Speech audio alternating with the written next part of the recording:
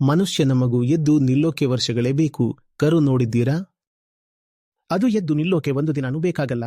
ಹಸು ಅದನ್ನ ನೆಕ್ಕುತ್ತೆ. ನೀವು ನಿಮ್ಮ ಮಗುನ ನೆಕ್ಕಿ ನೋಡೋಣ, ಎದ್ದು ನಿಲ್ಲತ್ತೋ ಇಲ್ವೋ.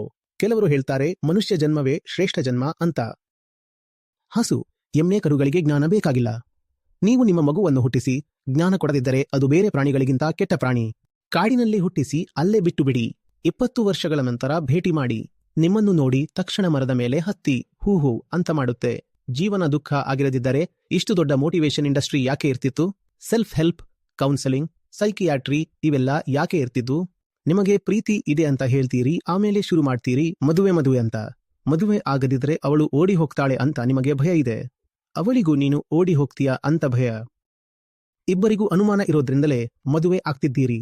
ವರುಣಿಗೆ ವಧು ಬಗ್ಗೆ ಅನುಮಾನ ಇರದೇ ಇದ್ರೆ ಯಾಕೆ ಮದುವೆ ಆಗ್ತಿದ್ದ? ಮತ್ತೆ ಅನುಮಾನಕ್ಕಿಂತ ದೊಡ್ಡ ದುಃಖ ಇನ್ನೊಂದಿದೆಯಾ?